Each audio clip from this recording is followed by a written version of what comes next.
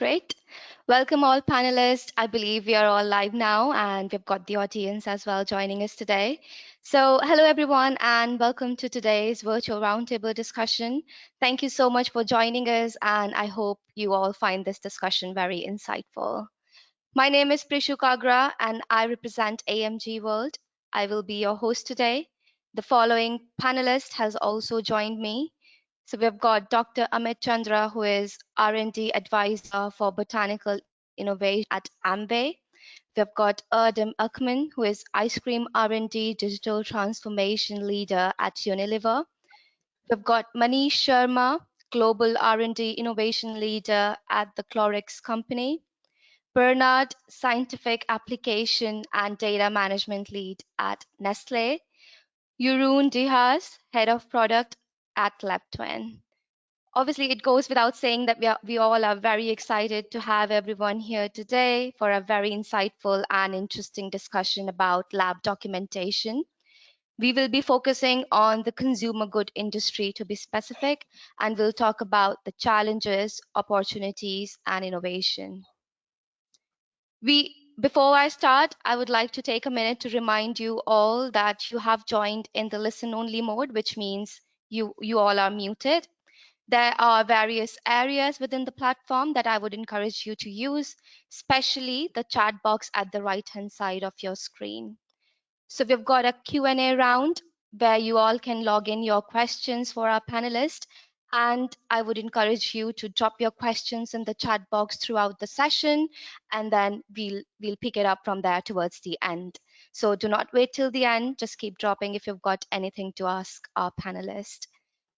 You will also get an opportunity to watch this session again. So we have a playback feature, and we will ensure that you all receive a copy of our recorded session post-event. Finally, your feedback is very important to us, so we do encourage you to fill out the post-survey form. This will enable us to shape our future event and ensure that we deliver maximum value for our audience next time. Right, so let's start with the discussion. And just to reiterate the focus of our today's discussion, we'll be exploring the topic of accelerating lab digitalization.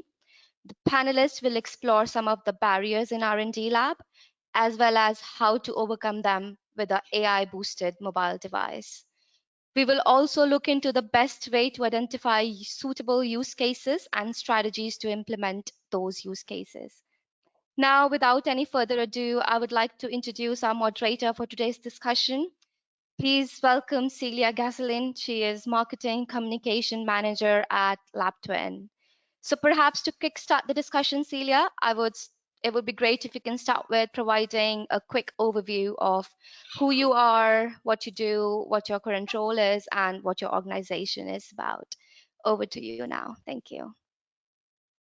Thank you, Prishu. Good day, everyone. So I'm Celia, as Prishu said, and I'm leading the marketing effort at LabTwin. I'm actually a scientist from background. I studied neurobiology, did a PhD and postdoc, where I also witnessed the full rolling out of ELN LIMS. So that's how I got into this lab informatics ecosystem. And today I will have the luxury to moderate this panel where we will discuss the challenges, opportunities, and innovation around the lab documentation in the consumer good industry.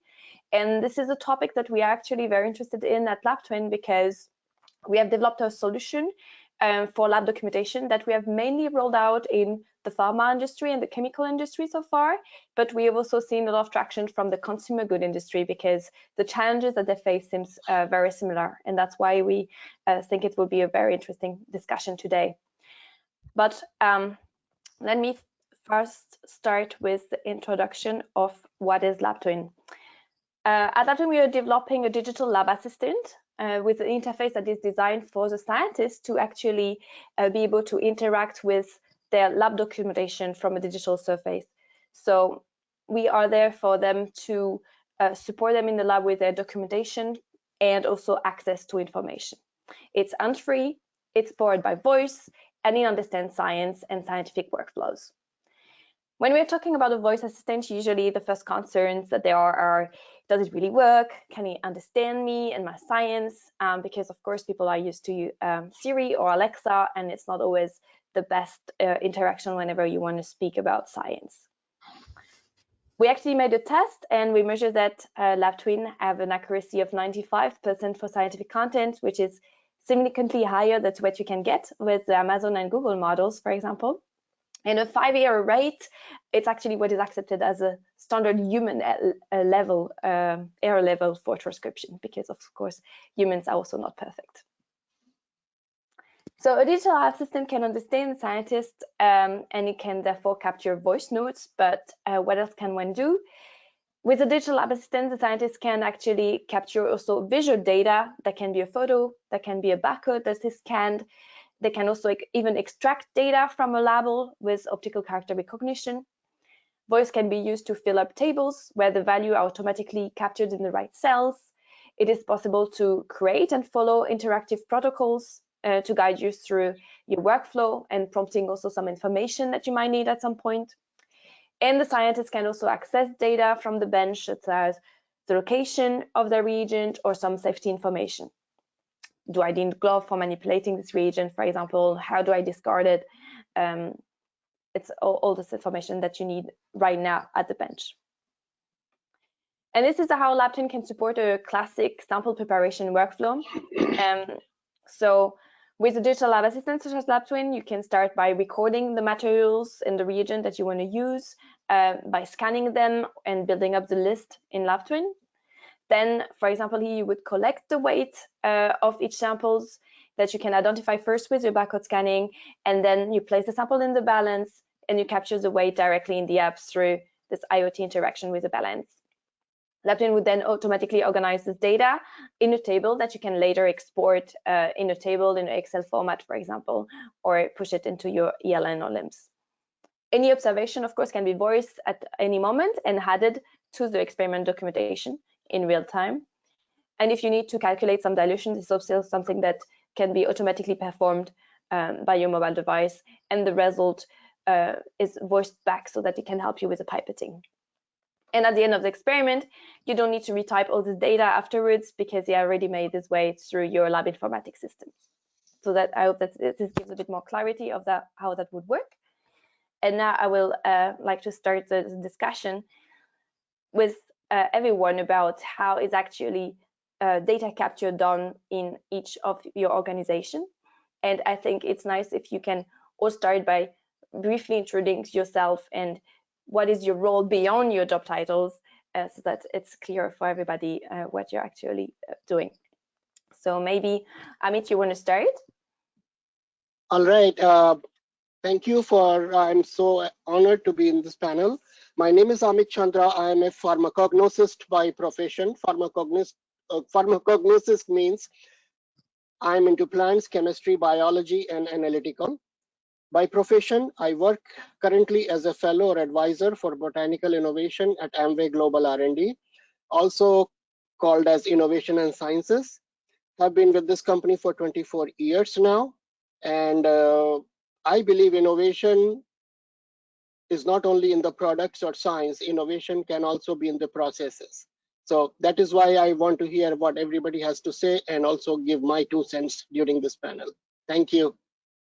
Perfect, thank you, Amit. So tell me, how do you capture the data in your lab right now in Amway? Excellent. So the data is captured in several ways in our current situation. So let me start right with the basics. The lab notebook is used for experimental and sample preparation data, and that is paper-based still. Instrument setup, run, and data acquisition is captured via the software of that specific instrumentation. I will use HPLC as a typical example during my talk today to make it simple. The results are then extrapolated from the software data, Excel sheets, etc. The results are then entered into the LIMS system. We have star LIMS, so we just enter the results into the LIMS systems manually. Mark my word, manually. This goes both for routine analysis and R&D projects. The test methods and the test codes. Test codes means the unit of measure, how to express the results. So test methods and test codes are located in the project lifecycle management system. It is our PLM system, and they are stored electronically as PDF documents, so everybody can access them. So except that notebook part, which is still paper-based, everything else is electronic and software-based in short. But it still involves a significant resource time for entering the data manually. The notification, that is the handwritten notification in the lab notebooks, are signed by primary analyst and a secondary analyst or a colleague who is witnessing the data. This is the general norm to legally capture the data for routine and R&D tests. For now, in our current situation, lab notebooks are the first stop for any IP-related work. So that is how I should tell you about how we are capturing the data in our current state. But we will talk more about it later on where we want to be. Thank you, Amit. Very good overview of the current status. Manish, how is it at Clorox now? You're also using paper in combination with lab informatics, I think. But maybe you start to introduce yourself first and your role. Absolutely, Celia. Good morning, good afternoon, good evening, wherever you are. Hi, guys. I'm Manish Sharma. By background, I'm a biomedical engineer with emphasis on drug delivery technology. I've been with Clorox for about 2 years now. Before that, I was actually a partner with Amway with Amit in the background. Celia, for us at Clorox, we put the people at the center of what we do. So whenever we are trying to capture, whether it's data capturing or anything that we have to do, we want to make sure it is the most convenient and widely accepted process. Because each person has their own individuality. We don't try to force system on them. We let them see which system works the best for them. So we have, based on who the scientist is and what level they are at and how comfortable they are, they use different systems. There are people who still use, they'll take their laptops and still in Excel to document the data that they're capturing. But most of our information gets captured in ELN. And then we're also incorporating the LIMS system as well.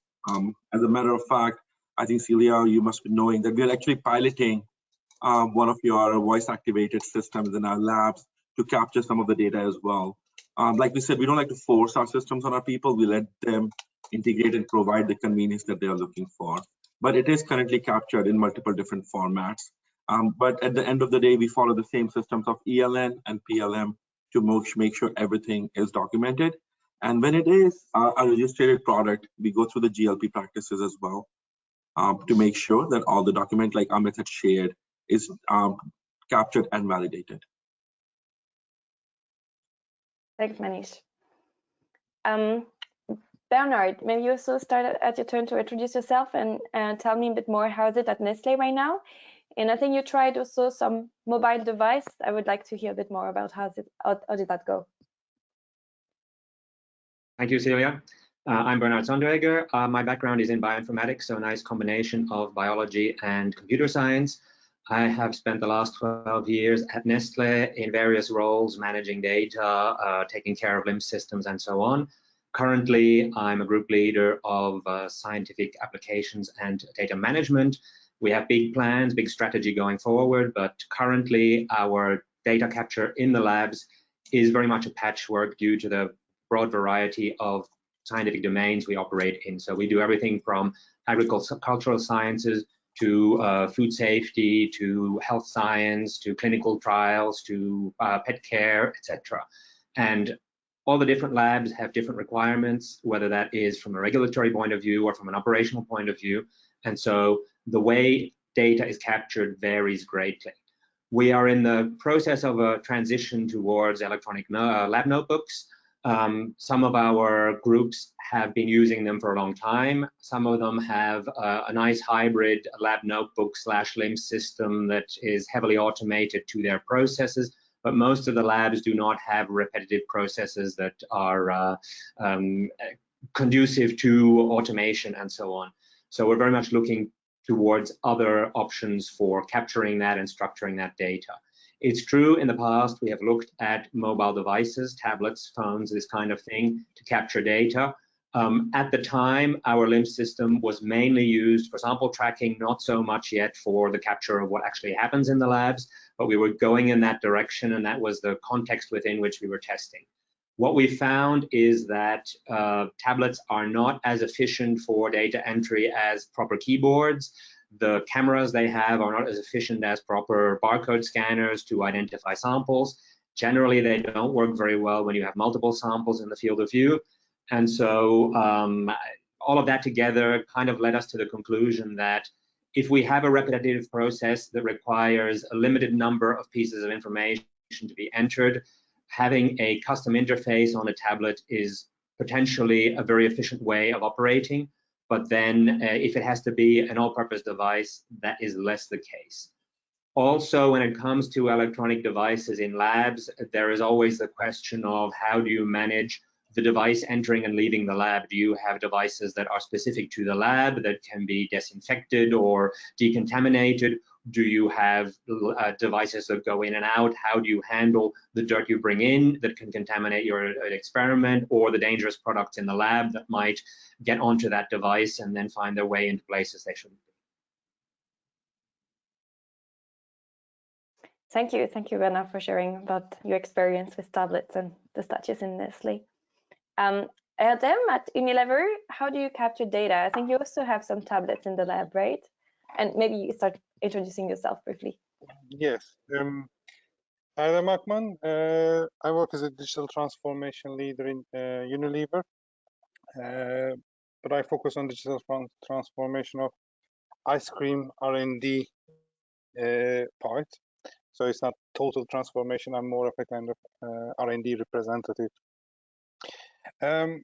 We do use tablets, but I think similar to Bernard said, Unilever is also a global business, so we have several, pilot plants and labs and sites around the world. So everyone uses slightly different, although we want to have, similar tools and technologies.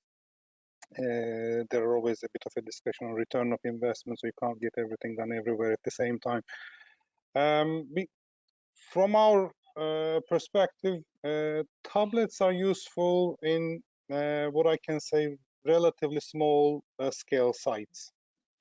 And when you have a few people doing trials every day, so you can train them, they can put the kind of sample code, measurement results, manage, or you can have a dedicated person who can enter results every day or every week, but then you need to have limited data points.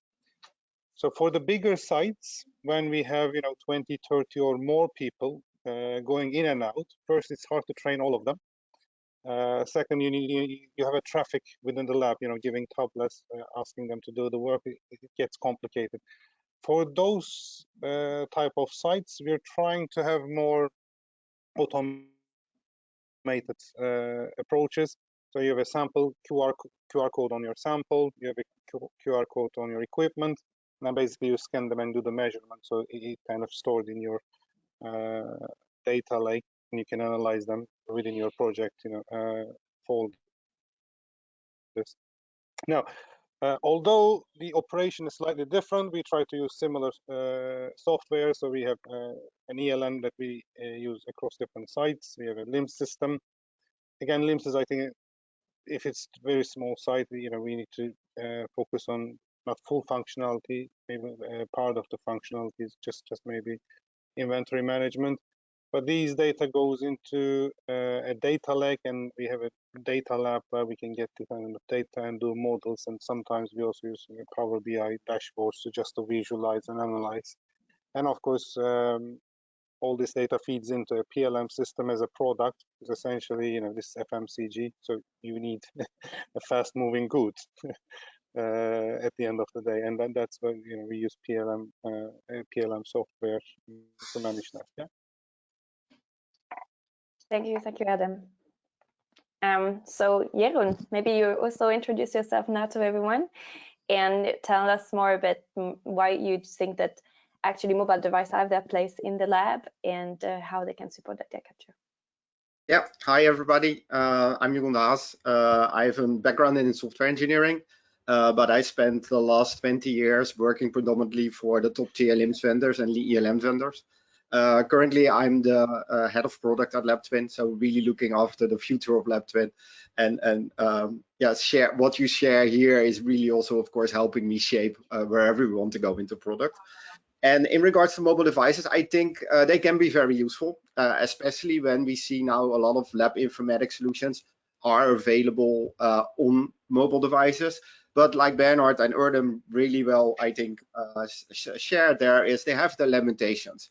They have the limitations, especially when you have to use your hands to operate them, right? Because you have to take your gloves off, especially when you are thinking about tablets.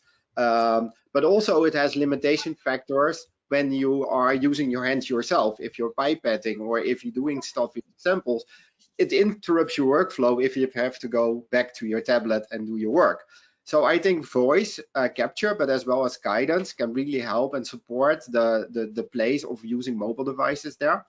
And another benefit of using voice technology is, of course, also that you solve the digital gap that exists, right? So you have your ELN, you have your LIMS systems or your paper systems, but when you're going into the lab, most of the times those systems don't go in there. So what do people do? They fall back on paper, they fall back on pen and paper. So I think when you have a voice technology combined with an intelligent way of capturing and guiding your data, you not only, of course, solving the issue of the gap that exists, but you also make it more efficient and in the meantime capture more data. Because if you have to revise from memory or everything that you captured when you go back into the office, right now you already have spoken to your system and it's already there when you get back to the office. Thanks, thank you. Great, so I think now we have seen the status a bit at everybody's organization. And let's look a bit more now towards the future. And I would like to hear from you, what are your current digital goal, actually? What are you trying to achieve now in each organization? Maybe Erdem, you want to start and share what are your goals about digitization for the R&D lab? Yeah, I mean, I have kind of two primary goals, and they're linked to each other. First one is experimental data capture, and actually ultimate goal is 100% experimental data capture. So that's the intent. But we approach it in a kind of two direction. One is capturing critical measurements in a structured way, and then we have what we call non-critical measurements, because this is R&D, so you don't repeat the same trial. So there are some very project-specific measurements. Those we want to also capture 100%, but could be unstructured way, more in a kind of in an electronic lab notebook. Yeah. Now this is not happening, of course, overnight. Also, we have also several sites, but we have a roadmap, and we're improving every year, and we're adding different measurements also into scope. The second target linked to this is what we call in silico design. So designing products in a computer, basically. They're linked because if you don't have this measurements and trial details captured, it's hard to model. You can't just do design of experiments just for a digital tool development. What you need to do is capture all the data and develop models. But the intent there is over years, building more and more models. So actually, the number of design trials should go down. That's our intent. But these are the two primary objectives, two goals I have in my job. Yeah. Thanks, Erdem. Bernard, how is it at Nestlé? Do you also have some goals around improving the collected data? Yeah, so the goal really is to ensure the data is valuable beyond the lifetime of a project. So in the past, we ran a project, all the data was managed within the project, whether it was Excel files, people sending emails to each other, data analysts coming up with like PowerPoints, presentations, and delivering their results that way, and then everything went off into an archive, which was basically a data graveyard.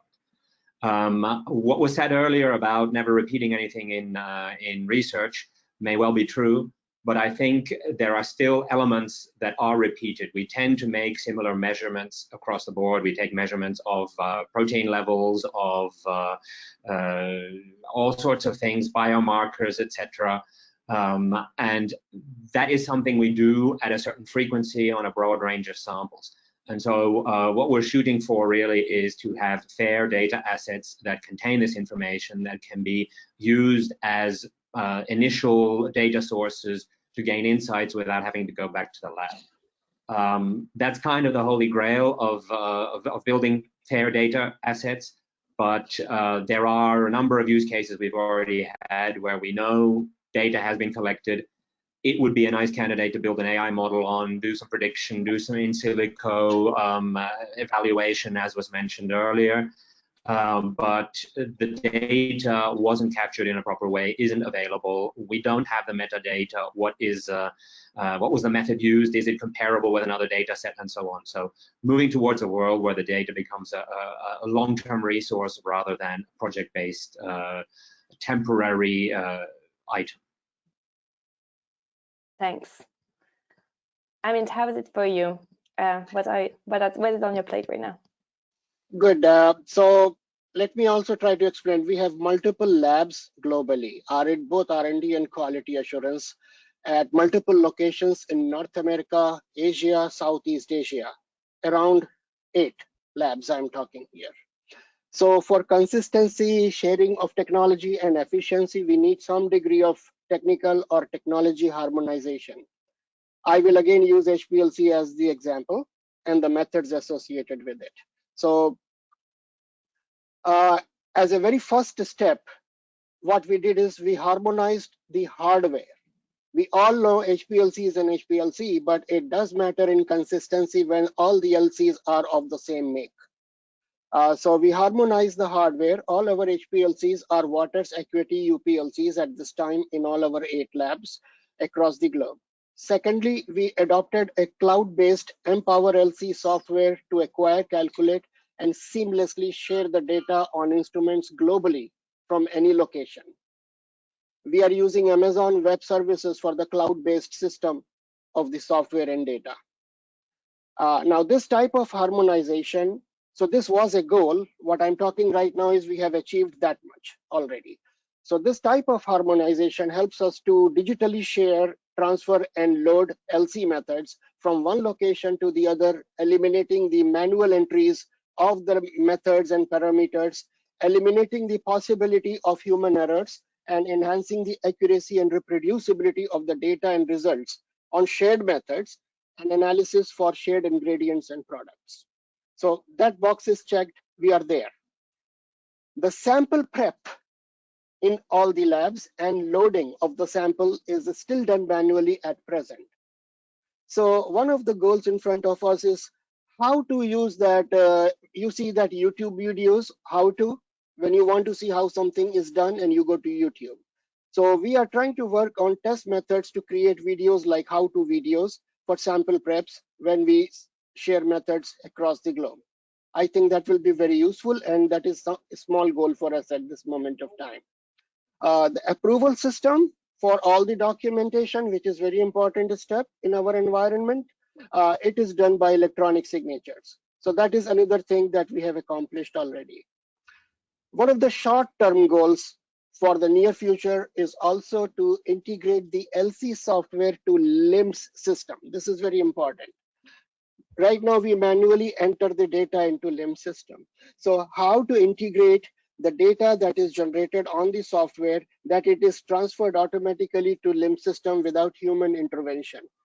We are seeking into that, how to make it happen. That technology is already available, and we want to see how to adopt it for our own purpose. And when we adopt it, we also work with third-party labs for things we don't do internally.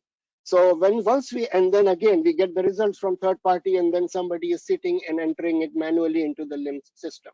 As soon as we adopt this technology, we also want to see the same technology, how it can be adopted between third-party testing data and our own LIMS system. So once they are done, it automatically populates the LIMS system with the data. So those are the near-term opportunities or the goals per se. Thanks, Emil. Makes a lot of sense with the description. Manish, what are your goals at Clorox? Also about maybe sharing data? Let me know. Yeah, thank you so much. I think when it comes to the goals, I think what my peers have shared about the goals are pretty standard. We want to make sure that when it comes to data, the data is authentic. It is free of any human errors. So that's why the integration of digitalization or the systems are very important. I think when we are capturing the data, whether it is first-time capture, like Adama was saying, or whether we are doing for repeatability and reproducibility to make sure there's data integrity there, we want to make sure we're able to capture all the data. The purpose of the data is to make decisions. We are making a database decision. So we want to be able to rely on the data that we are capturing. Right? So our first goal is all the data is captured correctly. Second, it is readily available when we need to, and integrate and communicate through other systems as well. That is one of the biggest challenges that we face, and I think many of our partners face in the industry, is system integration, to be able to take the data that is captured in one system and be able to look it up, whether you're going through MATLAB or GEMS or any digitalization or any simulation or modeling tool that you're leveraging to look at your data to look for patterns. I think one of the goals that we have put in place is to ensure two things are happening. One, there is a much more integrated system, where the systems are talking to each other without, like Ahmed said, without much human intervention, to be able to capture or run the data in one system, whether let's say AMS is running a test for us, but as a scientist, we are able to see as soon as the results become available, but in the system that we are used to, or in the system that we are operating in, what kind of ELN, whatever we are operating in. The second goal is to make sure that the system not only plays nice with everyone else, but it's also very user-friendly. That will ensure that the system gets used up across by people from different backgrounds, from different experience levels, to be able to be much more widely acceptable. One of the things that we have seen is whenever you roll out a new system, it is looked upon as, hey, another system we have to integrate in our daily work level. We don't tend to sunset old systems. What we really want to do is look at that what systems is a new system replacing. How can we sunset some of the old systems that have become obsolete or does not add that much value in it, and how we can take the collective value of those systems and at the end of the day, make it a lot more convenience for us as scientists. Thanks, Manish. Yeah, mentioning legacy software is really important always. I think it's also everybody's challenge. Jeroen, maybe you want to share also what are the company goals and what you're trying to achieve with LabTwin? Yeah, I can, and I think Manish, I think you stated it very well, because what we want to do here is, of course, empower the scientists and researchers with an intelligent digital assistant that becomes the ultimate companion for scientists and in the pursuit of knowledge innovation in and out the lab. So if I say this, you hear three things. You hear intelligent, you hear ultimate companion, and you hear in and out the lab. So what does it mean, right? So for me, an ultimate companion is software that you can wake up in the morning, you can look at what do you need to do, right? What are the work that I need to do? Where are my samples? Where are my reagents? When I go in the lab, I can pick them up. I can execute my work, and when I go to bed, I know that I have done everything that I need to do. So that falls in line with the in and out the lab, right? Because not only your work as a scientist and as a researcher doesn't happen only in the lab, right? It happens especially outside the lab. If you are drinking coffee and you come with a brilliant idea, you should be able to use your software that can help you then go back and into your ELN and start your hypothesis. Intelligence, what we want to achieve here is really more than being a data capture tool. We really want to help also scientists when they have a question. So think about what's a molecular weight. Think about how should I dilute something. Think about I'm running into a problem with my HPLC of Empower, and I want to ask, hey, can you help me with solving this error? I think that's what we're trying to achieve, and that's what we fall into ultimate companion. But you're absolutely right. We can't do this without playing nice with all the other lab informatics systems in the ecosystem. And so that's why we're setting up a lot of partners with top tier ELNs and LIMS systems to really say that whenever you have a front end, that can be the interior program that you talked about, but then in the end, you're using your system that you're used to when you do the normal work outside the lab. Thanks, Jan. So hearing all your goals now, I would like to deep dive a bit into two main topics that I see taking shape here. And the first one would be actually around the transfer of methods and the good practices in the lab. So here maybe, Amit, do you want to share then a bit more about the challenges and solutions that you have around this? Sure. And one thing I will, before I say that, Harun, you mentioned troubleshooting. And troubleshooting is a big thing. And once we are integrated and connected to each other, it helps your partners, your friends troubleshoot for you seamlessly. And that is another advantage of having a connected system when it comes to multiple labs. So that is a very important thing to keep in mind. So having said that, I will continue, Celia, what you asked. I kind of talked about this a little bit earlier, but I'm still using HPLC methods as an example for transfer of methods and good practices. We share test method, that is the SOP document electronically between the global labs with electronic signature systems for approval and audits. So that we are already doing. This is a good practice for us right now. It was all paper-based before. And because of cloud-based software sharing, the primary lab now can input or feed the test method parameters directly into instrumentation of the secondary lab or the transfer lab, as we call it. This makes running of the transferred method like plug and play, rather than an analyst in the transfer lab now reading the method and trying to put all the instrumentation parameters themselves. We know it is easy, but always some misses happen. And when those misses happen, the method does not work the way it should. So that is another advantage of a connected system. Also, like Arun said, it is like also troubleshooting when you have a connected system.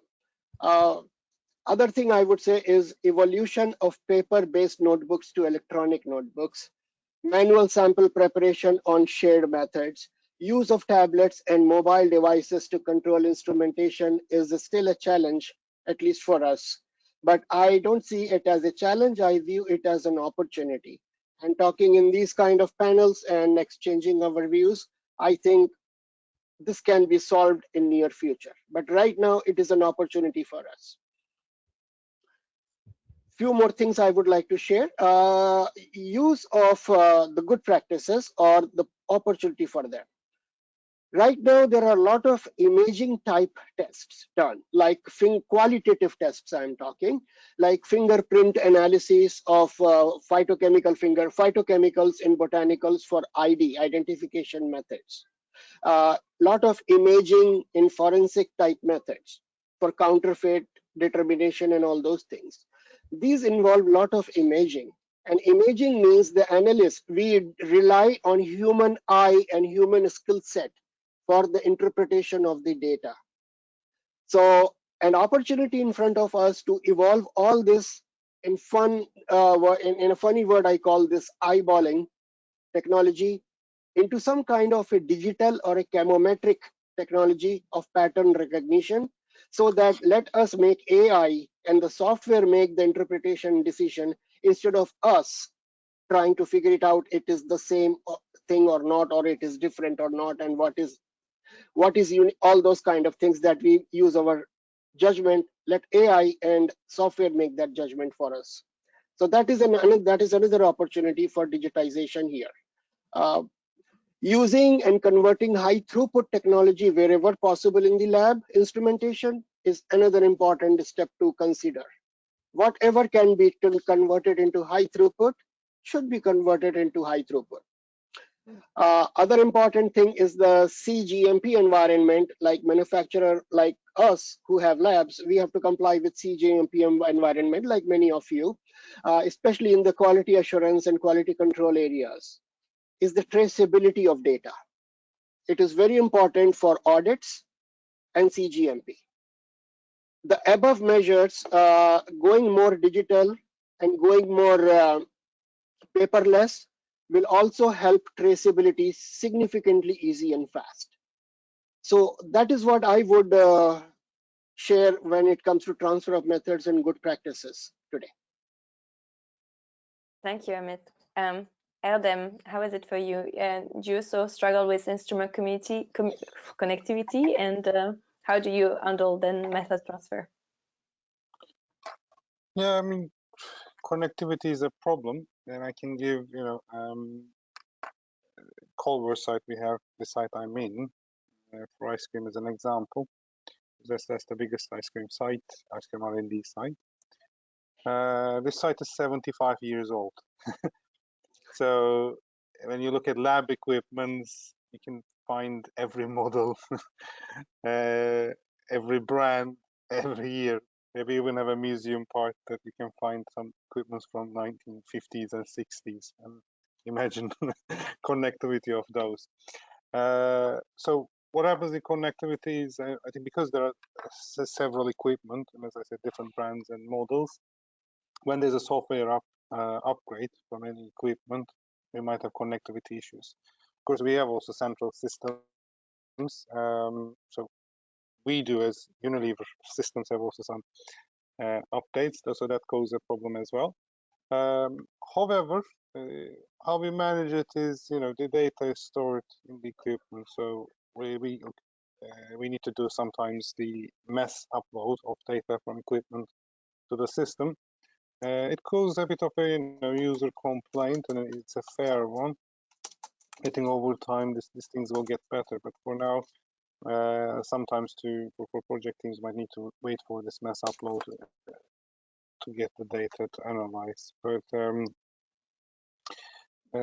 overall, I think the benefit of having this automated flow is much higher than this small issue. I think if you're getting to a phase, people can complain about small things, 10, 20 years ago, you need to go down the lab and take all those measurements, maybe record in your notebook, go up, put it in a computer and try to analyze. And compare to that, this is far better, and it's only going to get better, if you ask me.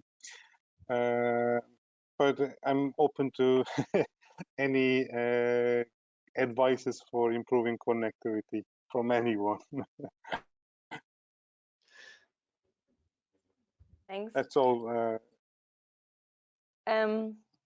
Yeah, and actually, are we integrating instrument at LabTwin? Can we assess instrument settings, for example, or otherwise, how do we support method transfer in real time?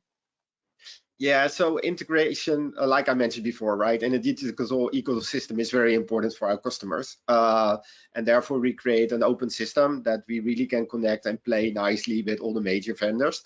But I liked what Adam said, because I have the same experience.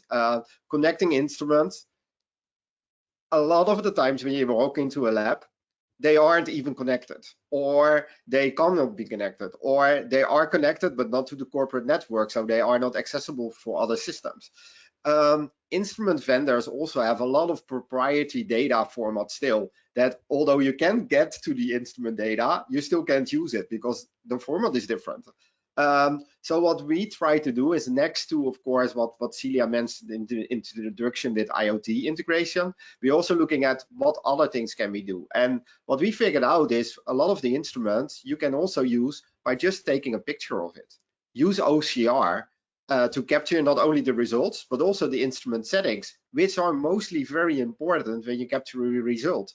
And most of the times, if you think about method result transfers, actually we only look at the results and not at the settings. So that's how we try to do it. Of course, that then can be combined with the picture as evidence what you actually stored in your experiment level. So that's one thing from the instrument integration. In regards to method transfer, and especially when you work with ELNs and LIMS systems, you see very well the difference between, okay, I first do research and then I figure out what I need to do. Then I go into method development where I create a protocol, and then I suddenly have to go to a LIMS system that now actually needs to do this execution. And what does it mean? It means we have to create another lot of master data in order to do this. So with the digital voice systems, how we can support that is at first, when you do your first experiments, you can use free notes. So those free notes can be all your observations that you do into your experiment. You create a report out of that, and then during the report, you can structure how do I capture this result. So now it suddenly becomes a protocol. And from that free notes to report, you can then build out a protocol that can help you with guidance and help you then also with capturing the data. And that's in an electronic format. So that electronic format, we can also open up to, again, all the other vendors to say, like, I actually read it in like this, and you can build your master data. So then you have a bridge between your ELN and your LIMS system that can help you really also with transferring those methods. Thank you. And so now I want to move to the next topic that was also widely communicated during the goal sharing about data standardization and globalization. And Bernard, maybe you want to start, and what are the systems that you put in place to facilitate this at Nestlé? Thank you. Yeah, it's a big topic. It's a complex topic, and I think we've touched on a few aspects of it already. Pilot plants were mentioned, research was mentioned, standardized methods were mentioned, quality control was mentioned. When you have activities in the labs that cover this broad spectrum of use cases, it's very difficult to come up with standardization and to really globalize and make a centralized data asset. And I think there are a couple of obstacles in the way. One of the obstacles is that in the past, we would think about data as we have our pilot plant data, and therefore we have a trial management system for our trials in the pilot plant, and we set everything up to be able to capture that data. And then we have food safety or quality control systems that are set up in the specific way to take certain measurements and record them there. And then we have all the other activities that are all also very specific in the way that they handle the data. And few people actually thought about the fact that lab data is its own thing. Lab data is its own data domain and should have its own place in a data landscape as a data domain of its own. This doesn't mean we should throw out any of the other systems. It should simply mean that people doing HPLC experiments of the same type, measuring the same kinds of molecules as you, Amit, mentioned earlier, should be storing their data in the same way. This way, it becomes a lab data resource that can then be connected to the systems that are specific to quality control or pilot plant trials or clinical trials or whatever. If we are tracking samples that have unique identifiers and reporting results on them, then those results can be consumed by various different systems and presented in whichever way they need to be. But the actual storage, what is it we're storing? How are we operationally collecting it in the lab, can be unified. The second big obstacle I see is what we call things, terminology. Basically, if we have a lab doing proteomics research, they will be using UniProt to reference all of their proteins. If we then go to a clinical trial, people will be looking at diagnostic markers in medical language for those specific proteins. We go to other domains, the same proteins may have even different naming. And we cannot expect our specialists in the various fields to all agree on one language and one term only for each molecule they are measuring, each test they are performing, and so on. So what we need is an ontology that allows us to translate between the language of one specialist and another.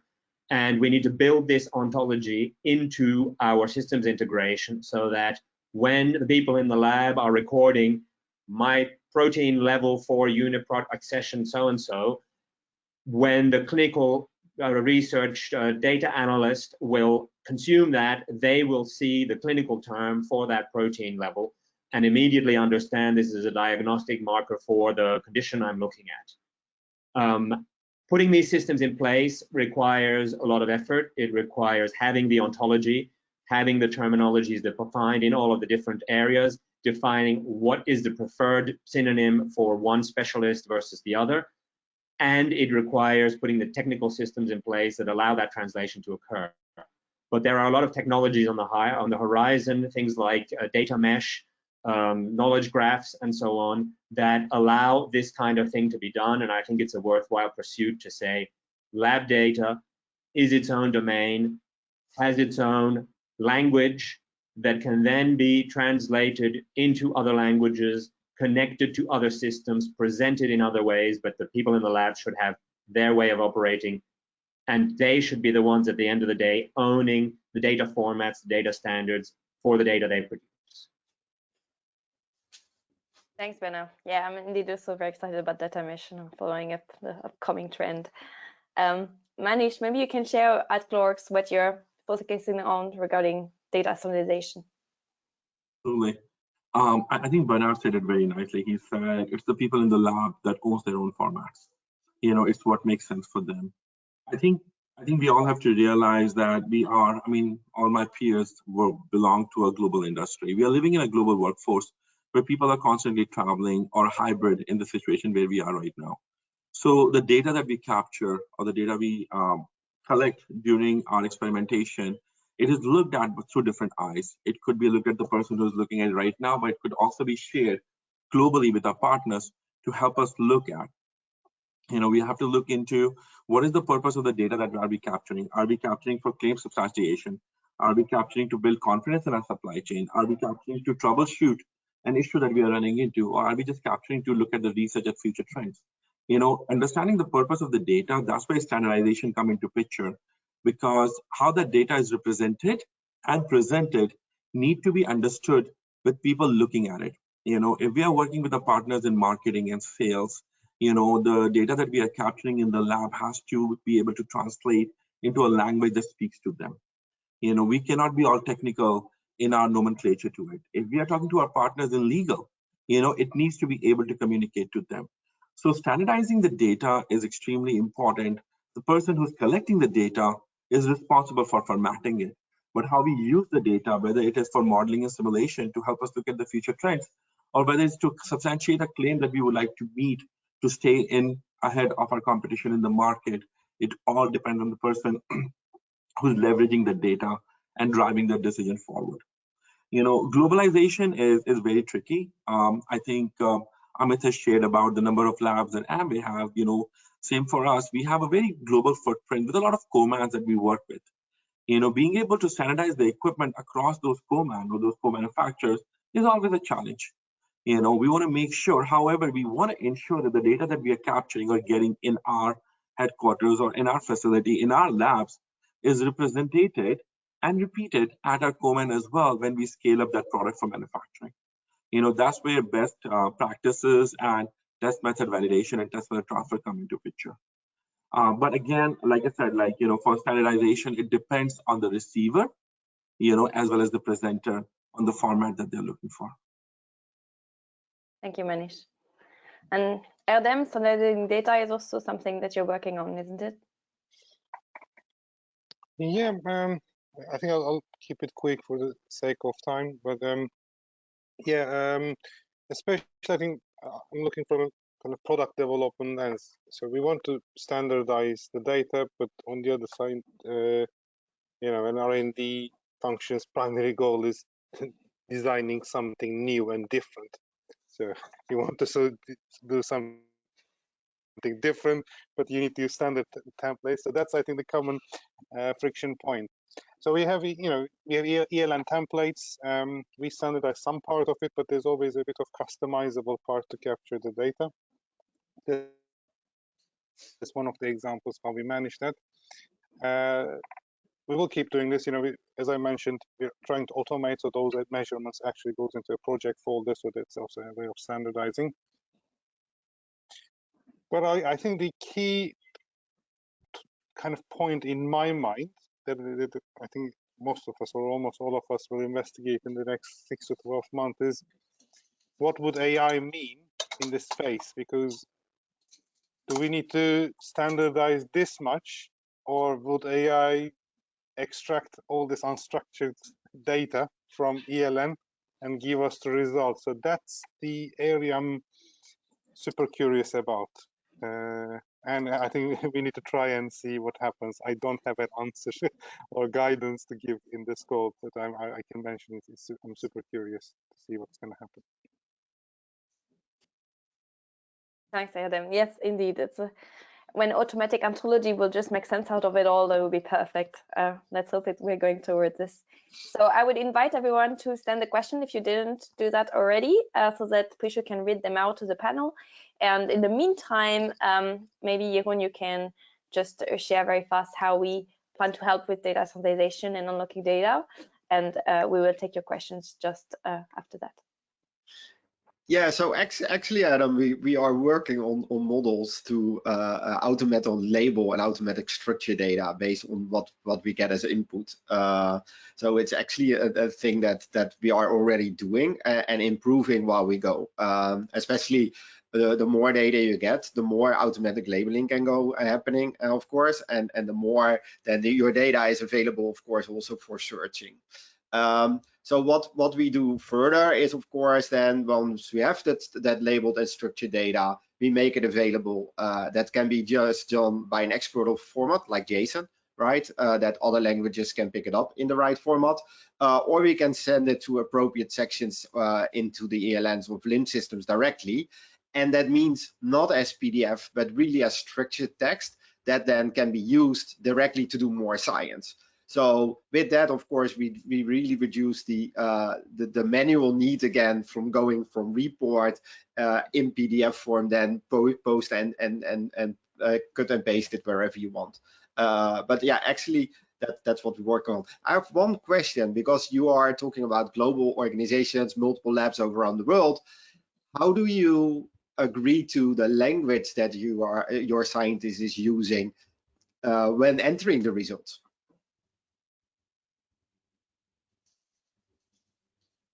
We'll pick up So you're question. talking about natural languages, English, French, Spanish, rather than technical language.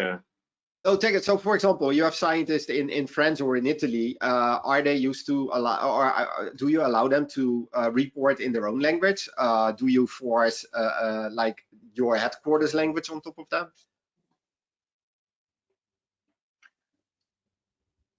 Yeah, I would say it depends very much in which area they are working.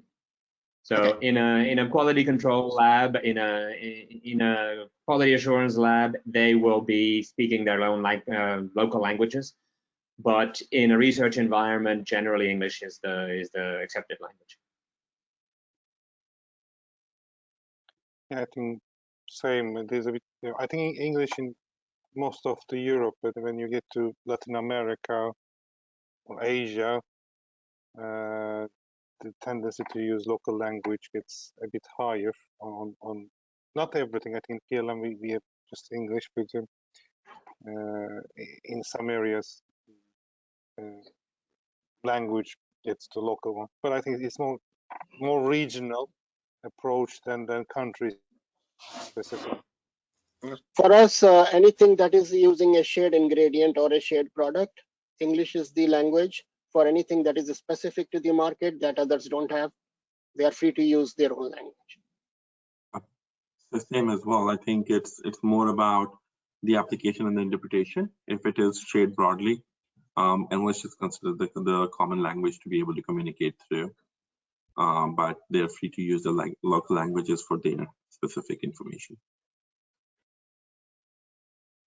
Yeah, it makes sense, but of course it makes it also more difficult to share that information, right? If you don't have a common, so that it goes beyond ontologies. It also goes around what language do you use in order to compare and share data.